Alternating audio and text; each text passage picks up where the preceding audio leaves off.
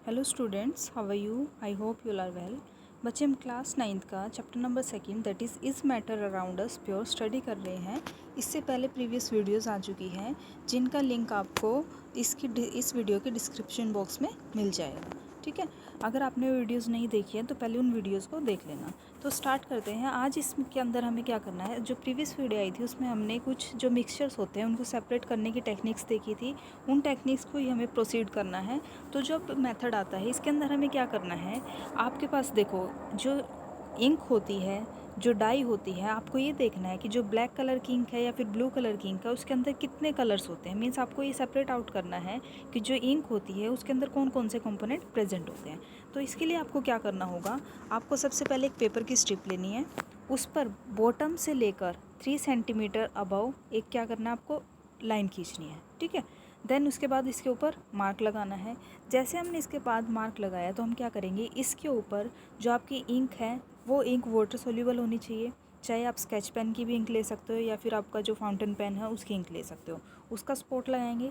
Then इसके बाद हम क्या करेंगे, इस जार के अंदर, ये आपके पास जार है, ग्लास का जार है ये, इसके अंदर आपको क्या करना है, थोड़ा सा पानी डालना है। ठीक है, और वो पानी इतना डालना है कि जो आपने मार्क किया था मार्क से नीचे होना चाहिए वो। ठीक है, आप लेवल देख रहे हो, पानी का लेवल है जो पानी का वो नीचे है इस मार्क से। ठीक है, इसके बाद क्या देखते हो आप, ऑब्ज़र्व करना है, थोड़ी देर उसको अनडिस्टर्ब छोड़ देना है। थोड़ी देर बाद आप क्या ऑब्ज़र्व करते हो कि धीरे धीरे जो भी इंक का कंपोनेंट वाटर के अंदर सोल्यूबल होगा वो धीरे धीरे ऊपर राइज करना स्टार्ट कर देगा। ठीक है, तो धीरे धीरे अब आप क्या ऑब्ज़र्व करोगे, आपको ये ऑब्जर्वेशन मिलेगी कि जो इंक का कंपोनेंट वाटर के अंदर ज़्यादा सोल्यूबल होता है वो क्या करेगा, फास्टली राइज करेगा, मीन्स वो जल्दी ऊपर चढ़ेगा इसमें। ठीक है, तो इस टाइप से हमारे पास क्या होगा, जो इंक के अंदर जो भी 2 या 2 से ज़्यादा कंपोनेंट्स प्रेजेंट होंगे वो सेपरेट हो जाएंगे। कैसे, जो वाटर के अंदर ज़्यादा सोल्यूबल होगा वो सबसे ऊपर जाएगा, जो थोड़ा कम सोल्यूबल होगा वो नीचे जाएगा, और उससे भी कम सोल्यूबल थोड़ा नीचे रहेगा। तो इस टाइप से हम क्या कर सकते हैं, जो आपका इंक था, इंक जिन जिन कंपोनेंट से मिलकर बना था वो कंपोनेंट क्या हो गए हैं, सेपरेट आउट हो चुके हैं। ठीक है, तो ये टेक्निक थी कि हमने ये देखा जो इंक होती है वो 2 या 2 से ज़्यादा कलर के कंपोनेंट से मिलकर बनी होती है। क्या बच्चे? ठीक है, अब इसके बाद जो आप ये टेक्निक देख रहे हो इस टेक्निक का नाम होता है क्रोमेटोग्राफी। क्रोमेटोग्राफी कहाँ से आया है, क्रोमा वर्ड से। क्रोमा का मीनिंग क्या होता है, कलर। मीन्स यहाँ पर हम क्या कर रहे हैं, ये टेक्निक कब यूज़ की गई थी, जब हमें एक डाई के अंदर से अलग अलग डिफरेंट कलर को सेपरेट आउट करना था। तो यहाँ से अभी हमने यही देखा है। ठीक है, तो जो क्रोमेटोग्राफी होता है is the technique use for the separation of दो solute that dissolve in the same solvent.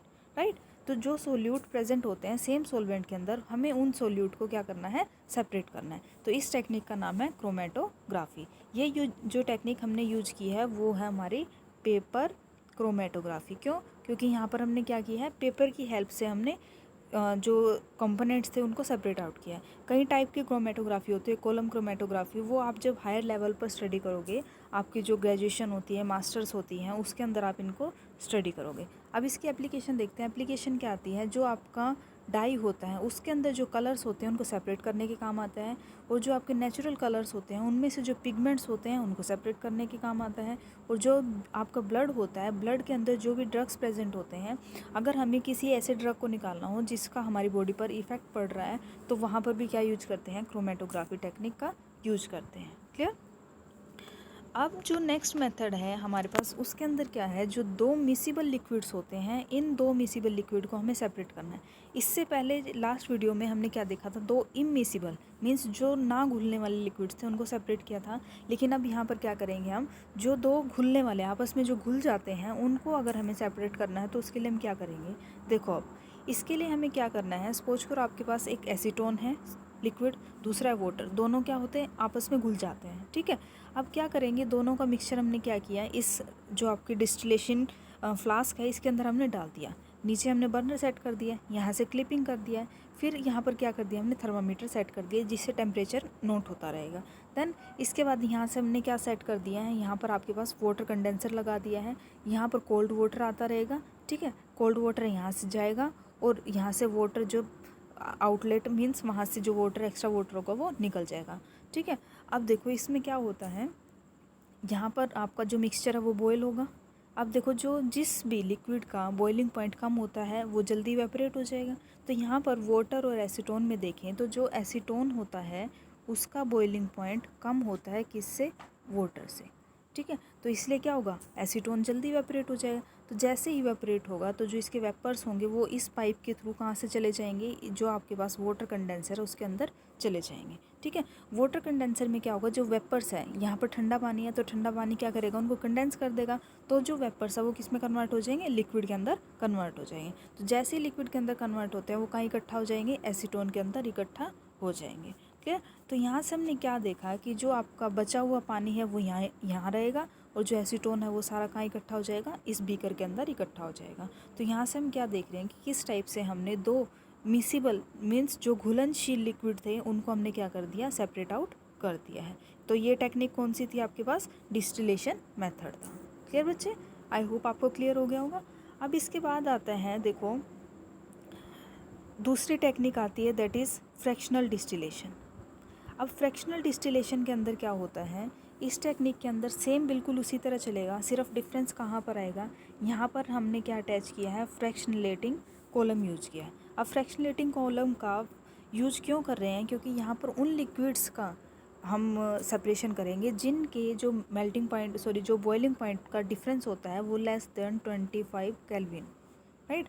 Means suppose करो एक का 200 है और दूसरे का 225 है, तो इनका डिफरेंस कितना है, 25 का है। तो इन दो लिक्विड्स को अगर हमें सेपरेट करना है तो उस केस में हम किसको यूज करेंगे, फ्रैक्शनल डिस्टिलेशन को, राइट।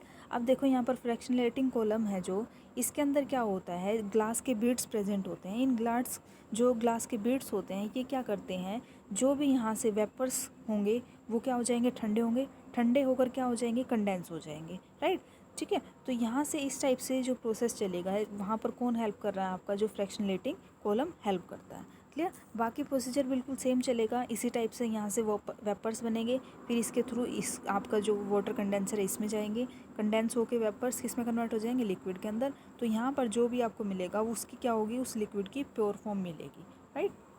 तो यहाँ से हमने मिक्सचर को सेपरेट आउट कर लिया है। तो ये टेक्निक थी fractional distillation, right. I hope आपको क्लियर हो गया होगा इतना, ठीक है। अब जो नेक्स्ट आता है, how can we obtain different gases from air.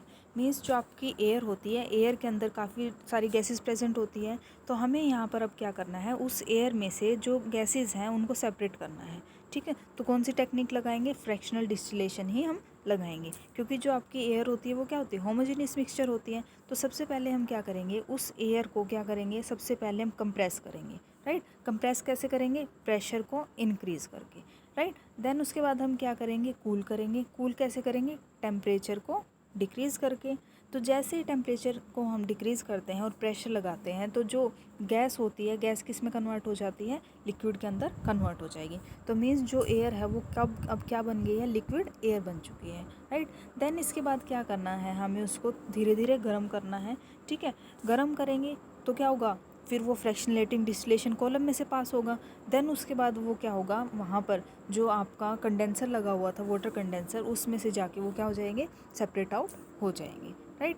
तो यहाँ पर हम क्या देखते हैं कि जो गैसेस होंगी वो डिफरेंट हाइट पर प्रेजेंट होंगे। मीन्स सपोज करो आपका ये जो कॉलम है, एक गैस यहाँ पर प्रेजेंट होगी, एक गैस यहाँ पर प्रेजेंट होगी, एक गैस यहाँ पर प्रेजेंट होगी। अब ये क्यों होगा, क्योंकि जो उनका बॉइलिंग पॉइंट है सबका अलग अलग होता है। जैसे यहाँ पर ऑक्सीजन का बॉइलिंग पॉइंट देखिए तो माइनस का 183 डिग्री सेल्सियस है, आर्गन का -186, नाइट्रोजन का माइनस का 196 डिग्री सेल्सियस है, ठीक है।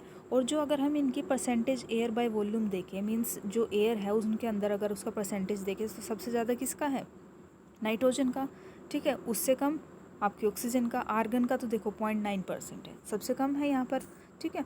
तो अब जो अगर हम देखें इनको अरेंज करें तो सबसे ज़्यादा बॉइलिंग पॉइंट किसका है, यहाँ पर देखो हम क्या लेकर चलते हैं, आपके पास देखो ओरिजिन होता है, यहाँ पर 1 आता है, 2 आता है, 3 आता है, बढ़ रहा है यहाँ पर, ठीक है। इस तरफ -1 0 से छोटा होता है, और इस तरफ जाएंगे और छोटा होता जाएगा, और इस तरफ जाएंगे छोटा होता जाएगा, ठीक है। तो सेम यहाँ पर भी ऐसे ही होगा, नेगेटिव में जितनी वैल्यू बढ़ती जाएगी वो उतनी ज़्यादा छोटी होती रहती है। तो सबसे यहाँ पर नेगेटिव में सबसे छोटी वैल्यू कौन सी हुई यहाँ पर, माइनस का 196। तो यहाँ पर अगर हम देखें जो बॉइलिंग पॉइंट है, बॉइलिंग पॉइंट सबसे ज़्यादा किसका है, हमारे ऑक्सीजन का, ठीक है। उससे कम किसका है, आर्गन का, और सबसे कम किसका बॉइलिंग पॉइंट है, नाइट्रोजन का। क्लियर, ठीक है।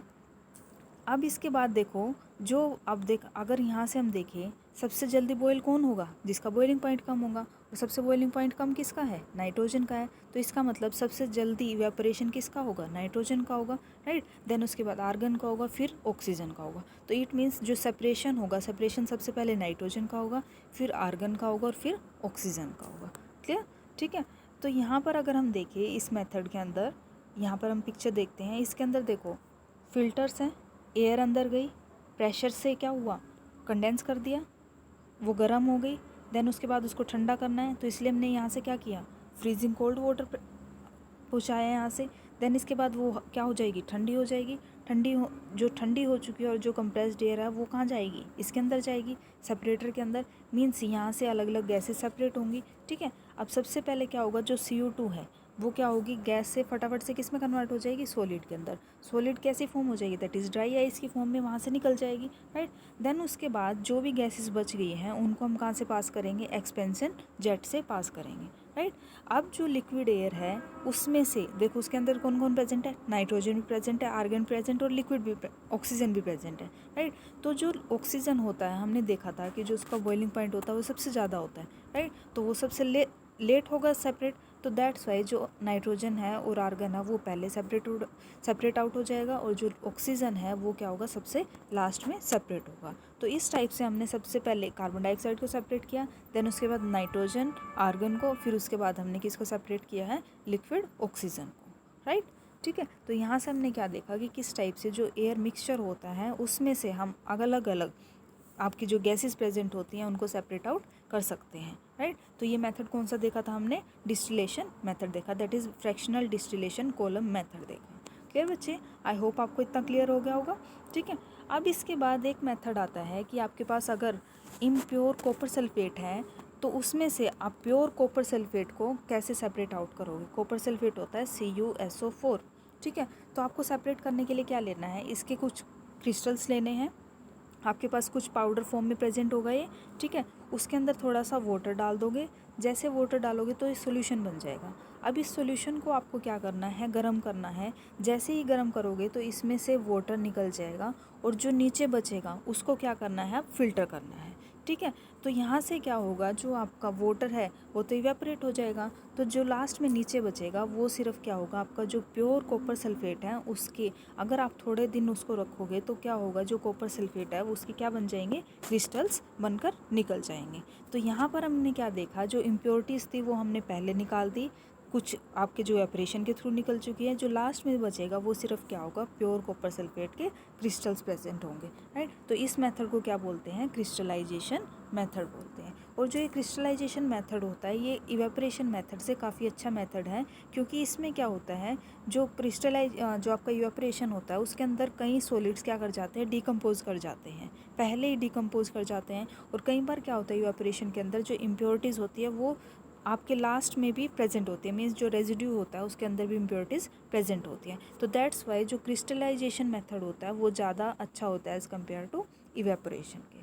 क्लियर बच्चे, ठीक है। तो यहाँ से हमने टेक्निक्स देखी कि किस टाइप से डिस्टिलेशन मेथड यूज होता है, फिर उसके बाद हमने देखा फ्रैक्शनल डिस्टिलेशन मेथड यूज होता है, फिर उसके बाद हमने देखा कि किस टाइप से जो क्रिस्टलाइजेशन मेथड है उसके थ्रू हम जो भी इम्प्योर क्रिस्टल्स होते हैं उनको हम किस में कन्वर्ट कर सकते हैं, प्योर क्रिस्टल्स में कन्वर्ट कर सकते हैं, राइट। अब इसकी अगर एप्लीकेशन देखें तो एप्लीकेशन आती है, जैसे आपके पास सोल्ट होता है, सोल्ट को अगर हमें सी वाटर से जो सोल्ट निकलता है उसका प्यूरिफिकेशन करना हो तो उसमें भी हम क्रिस्टलाइजेशन को यूज़ कर सकते हैं।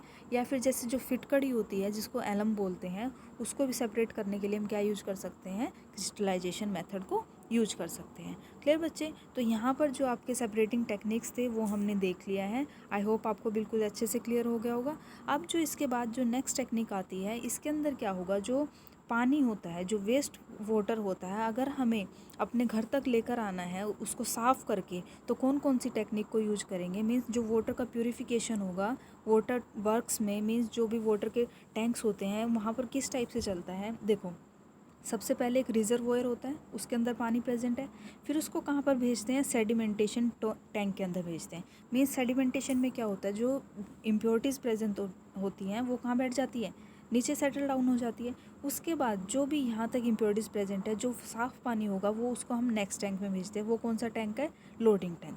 लोडिंग टैंक में क्या होगा, जो भी आपकी इम्प्योरिटीज़ प्रेजेंट होंगी वो कहाँ हो जाएगी? नीचे चली जाएंगी बाकी। लेकिन उसके बाद जो प्योर वाटर होगा उस वाटर को हम आगे शिफ्ट करेंगे, किसके अंदर? फिल्ट्रेशन टैंक के अंदर।